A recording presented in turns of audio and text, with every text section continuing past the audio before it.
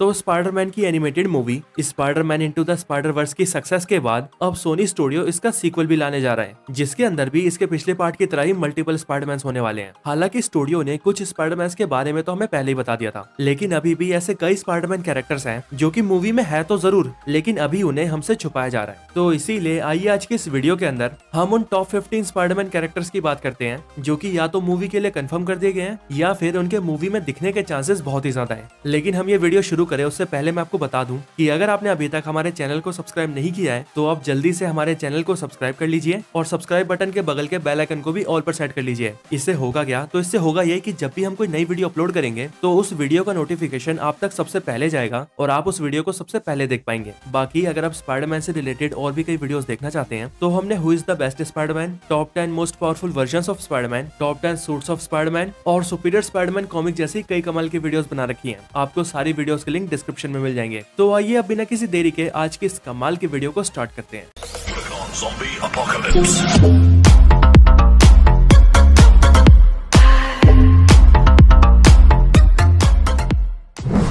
Number 15 पेनी Parker. तो पेनी Parker अर्थ 14512 की Spiderman है जो कि कॉमिक्स में सबसे पहले नजर आई थी साल 2014 में I as of spider verse के इशू 5 के अंदर। पेनी पार्कर जब सिर्फ 9 साल की होती है तभी उसके फादर को जान से मार दिया जाता है, लेकिन क्योंकि उसका फादर एक साइंटिस्ट होता है इसीलिए वो अपने मरने से पहले SPDR सूट नाम के एक स्पेशल सूट पर काम कर रहा होता है जो कि एक एडवांस मैकेनिकल स्पाइडरमैन सूट होता है। पर पेनी पार्कर के फादर के मरने के बाद उसके उस काम को पेनी पार्कर का अंकल यानी कि अंकल बेन पूरा करता है और उस सूट को सक्सेसफुली क्रिएट कर लेता है, जिसके बाद पेनी पार्कर को भी एक रेडियो एक्टिव स्पाइडर काटता है और फिर वो अपनी स्पाइडरमैन पावर्स के साथ SPDR सूट को पहनती है और अपनी दुनिया की स्पाइडरमैन बनती है।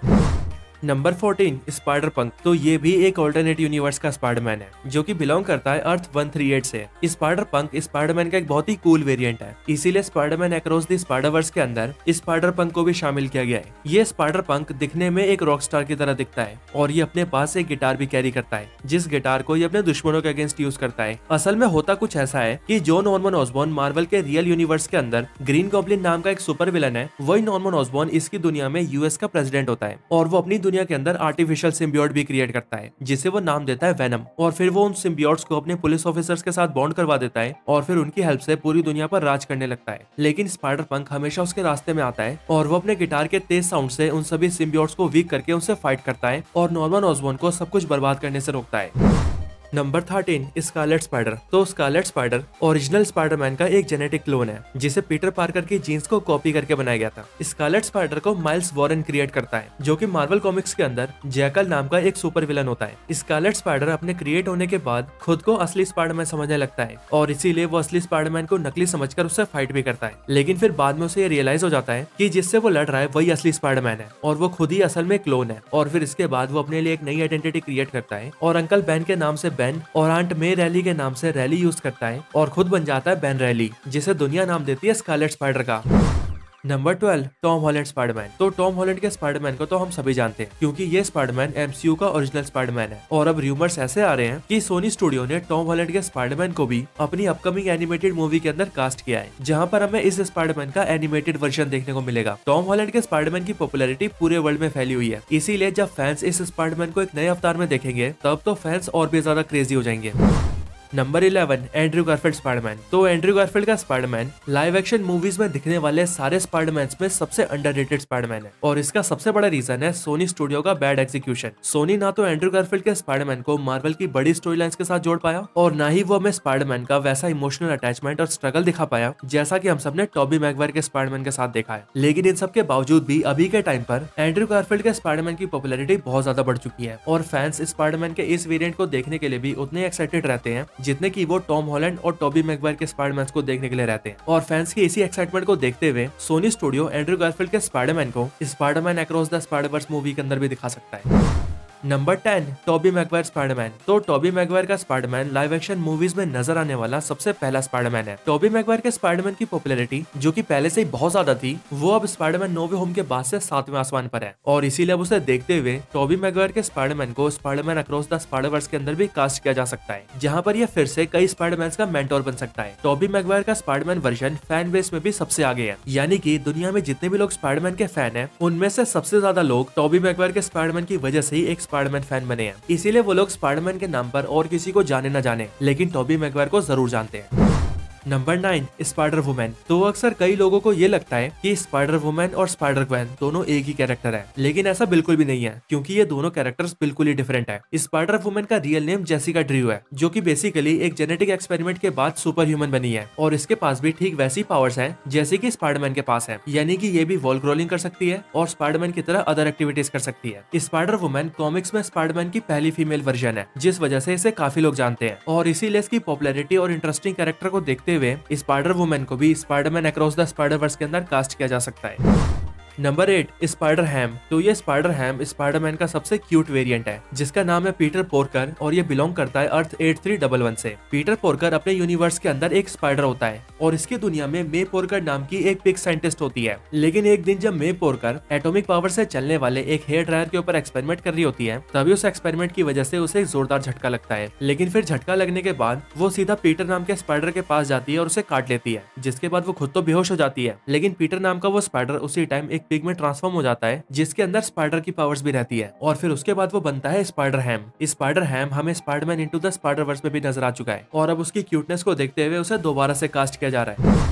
Number 7, Spiderman nor. तो ये स्पाइडरमैन नॉर भी स्पाइडरमैन का एक ऑल्टरनेट वर्जन है, जो कि बिलोंग करता है मार्वल मल्टीवर्स के अर्थ 90214 से। स्पाइडरमैन नॉर सबसे पहले दिखा था साल 2008 में स्पाइडरमैन नॉर के इशू 1 के अंदर, जहां पर हमें पता चला था कि ये स्पाइडरमैन एक ऐसी दुनिया से बिलोंग करता है जो कि पूरी की पूरी ब्लैक एंड व्हाइट है, और अपनी उस दुनिया के अंदर ये भी एक ब्लैक हैट और ब्लैक रेनकोट पहनता है। स्पाइडरमैन नॉर एक ऐसा स्पाइडरमैन है जो कि बेसिकली एक डिटेक्टिव है, और ये अपने सभी दुश्मनों पर भी छुप छुप कर ही हमला करता है। इसकी पावर्स भी मेन स्पाइडरमैन जैसी है, जैसे कि ये ऑर्गेनिक वेब्स को शूट कर सकता है, दीवारों पर चढ़ सकता है, और इसके पास भी स्पाइडरमैन जैसी फिजिकल पावर्स है।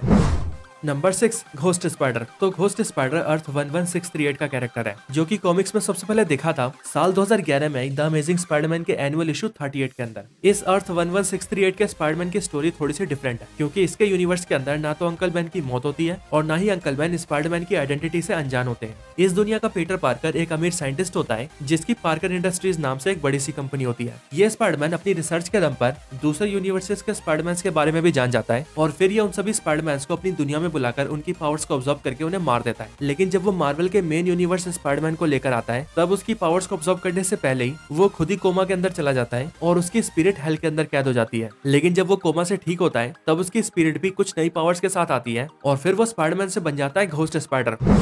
Number 5, Indian Spiderman. तो इंडियन स्पाइडरमैन हम इंडियंस के लिए इस मूवी का सबसे एंटिसिपेटेड स्पाइडरमैन है, क्योंकि आखिरकार ये एक इंडियन वर्जन का स्पाइडरमैन है। इंडियन स्पाइडरमैन कॉमिक्स में अर्थ 50101 से बिलोंग करता है, जहाँ पर इसका नाम पीटर पार्कर नहीं बल्कि पवित्र प्रभाकर होता है, और इसके अंकल और आंटी का नाम भी बेन पार्कर और मे पार्कर नहीं बल्कि भीम प्रभाकर और माया प्रभाकर होता है। इस स्पाइडरमैन को उसकी पावर्स किसी रेडियो एक्टिव स्पाइडर के काटने से नहीं बल्कि एक योगी बाबा के आशीर्वाद से मिलती है, और वो उसे इसकी पावर्स इसीलिए देते हैं ताकि ये दुनिया को बुराई से बचा सके। ये इंडियन स्पाइडरमैन भी मेन स्पाइडरमैन की तरह ही नॉर्मल स्पाइडरमैन कॉस्ट्यूम पहनता है, पर ये नीचे पैंट की जगह एक धोती पहनता है, जो कि इसके लुक से ही इसे एक इंडियन स्पाइडरमैन बनाती है। Number 4, Spiderman 2099। तो स्पाइडरमैन 2099 मार्वल कॉमिक्स में सबसे पहले दिखा था 1992 में अमेजिंग स्पाइडरमैन के इशू 365 के अंदर। स्पाइडरमैन 2099 का असली नाम मिगल ओहारा है, जो कि बिलोंग करता है अर्थ 928 से, और इसकी दुनिया यानी कि अर्थ 928 मार्वल कॉमिक्स में 2099 से काफी फेमस है, क्योंकि इसकी दुनिया मार्वल के ओरिजिनल दुनिया के हिसाब से काफी फ्यूचर में है, जहाँ पर साल 2099 चल रहा है, और इसीलिए इस दुनिया के सभी कैरेक्टर्स के एंड में 2099 लगता है, जैसे कि स्पाइडरमैन 2099, घोस्ट राइडर 2099, पनिशर 2099 और इवन एवेंजर्स 2099 भी है। स्पाइडरमैन 2099 यानी कि मिगल ओहारा एल्केमेक्स नाम की एक बड़ी सी कंपनी में काम करता है, जहाँ पर ये पुराने स्पाइडरमैन के जेनेटिक कोड्स के ऊपर स्टडी करता है और उसके जरिए एक नया सुपर सोल्जर बनाने की कोशिश करता है। लेकिन फिर मशीन में कुछ खराबी होने की वजह से मिगल ओहारा का डीएनए पुराने पीटर पार्कर के डीएनए के साथ मैच हो जाता है, और फिर इन दोनों के डीएनए के मिलने से मिगल ओहारा की बॉडी के अंदर जेनेटिक चेंजेस हो जाते हैं, और उसके अंदर स्पाइडरमैन जैसी पावर्स आ जाती है, जिसके बाद वो अपनी स्पाइडरमैन कॉस्ट्यूम पहनता है और अपनी दुनिया का स्पाइडरमैन बनता है, जिसे नाम मिलता है स्पाइडरमैन 2099। और अगर इसकी पावर्स की बात की जाए तो जेनेटिक चेंजेस आने के बाद इसके अंदर भी स्पाइडरमैन जैसी सारी पावर्स आ जाती है।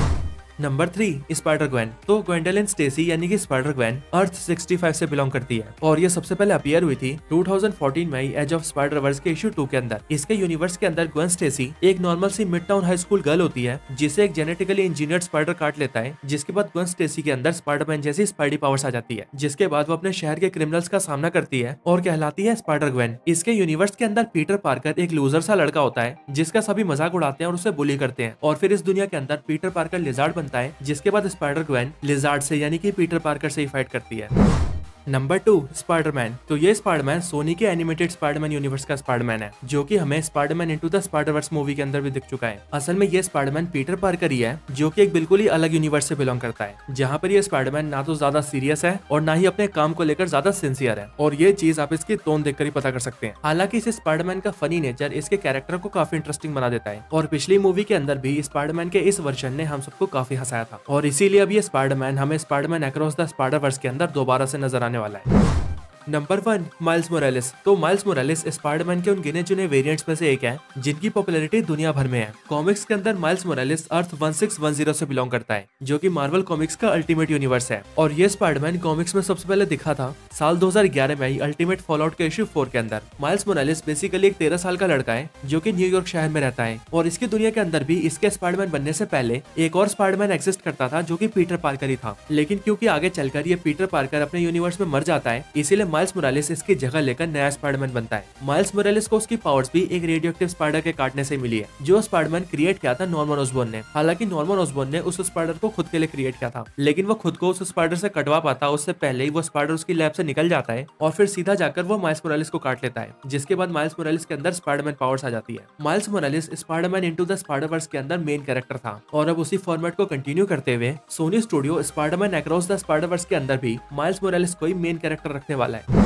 तो यही उन टॉप 15 स्पाइडरमैन कैरेक्टर्स के ऊपर एक वीडियो थी, जो कि या तो स्पाइडरमैन अक्रॉस द स्पाइडरवर्स के अंदर कंफर्म कर दिए गए हैं या फिर इनके दिखने के चांसेस सबसे ज्यादा हैं। वैसे आपको ये वीडियो कैसी लगी मुझे कमेंट्स में जरूर बताएं, और अगर आपका कोई और रिकमेंडेशन हो तो वो भी जरूर बताएं, और आप मुझे कमेंट्स में ये जरूर बताएं कि आपके अकॉर्डिंग इनमें से कौन कौन से स्पाइडरमैन मूवी में हमें दिखने वाले हैं। और जैसा कि मैं वीडियो के स्टार्टिंग में भी बोल चुका हूँ कि अगर आप सभी को स्पाइडरमैन से रिलेटेड और भी कई कमाल की वीडियोस देखनी है, तो आप हमारी who is the best Spiderman, top 10 most powerful Spiderman, top 10 most powerful suits of Spiderman और सुपीरियर स्पाइडरमैन कॉमिक जैसी कई कमाल की वीडियोस देख सकते हैं। सारी वीडियोस का लिंक डिस्क्रिप्शन में अवेलेबल है, तो एक बार चेकआउट जरूर करना। तो बस आज के इस वीडियो में इतना ही। इस वीडियो को यहीं पर एंड करते हैं। ये वीडियो अच्छी लगी हो तो इसे लाइक जरूर करें, चैनल को सब्सक्राइब नहीं किया तो भी कभी सब्सक्राइब करें। बाकी मैं आपसे मिलता हूँ ऐसे किसी और बेहतरीन वीडियो के अंदर, तब तक के लिए गुड बाय।